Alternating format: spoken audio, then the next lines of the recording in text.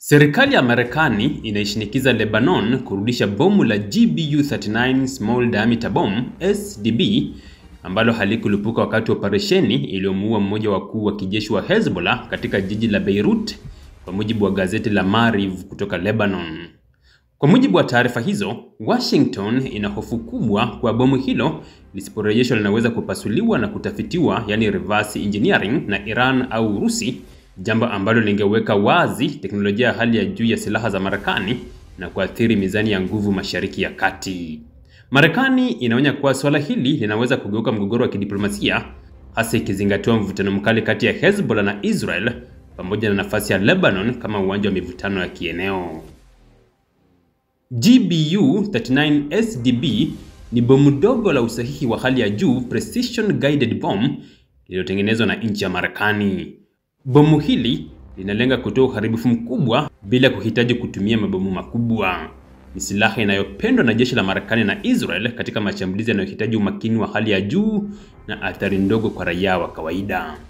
Vipengele muhimu vya bomu hili ni uzito wa takriban kilo 113 pekee, dogo lakini hatari zaidi.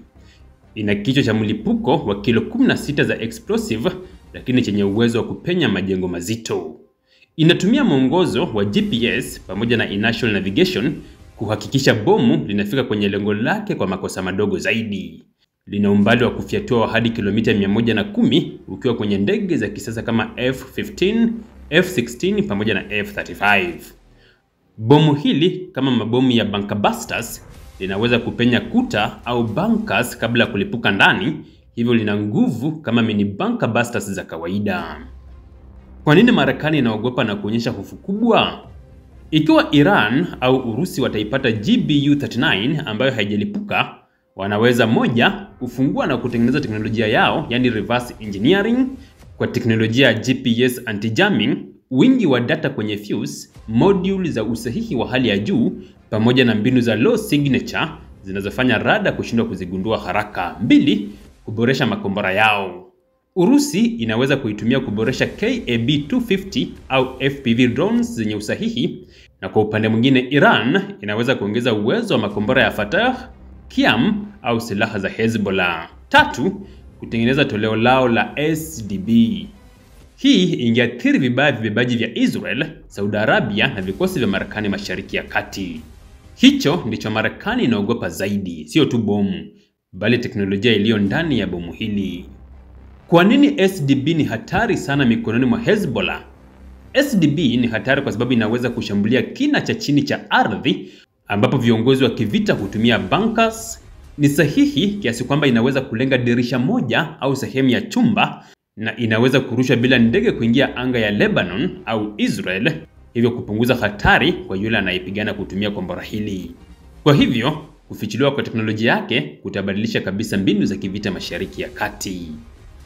Athari zake ni kwamba Marekani inataka kulinda teknolojia yake ya kijeshi na inaogopa ushindani kutoka Iran pamoja na Urusi wakiwa na uwezo wa kupambana na Israel.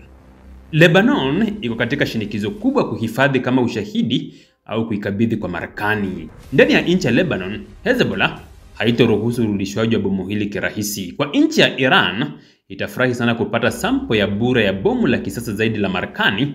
Inaweza kubadilisha mizani ya nguvu ikitengeneza nakala yake au prototype ya kombora, na inaweza kubadilisha mizani ya nguvu Mashariki ya Kati ikitengeneza nakala yake kutumia teknolojia kutoka kwa bomu hili. Kwa upande wa Urusi iko vitani na Ukraine.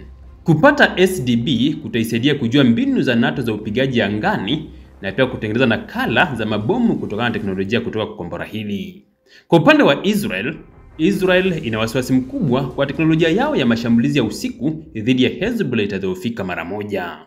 Kumekuwa na kile kinachodaiwa kuwa video ya jaribio la GBU-39 ikionyesha uwezo wake wa kupenya na kulenga maeneo maalum.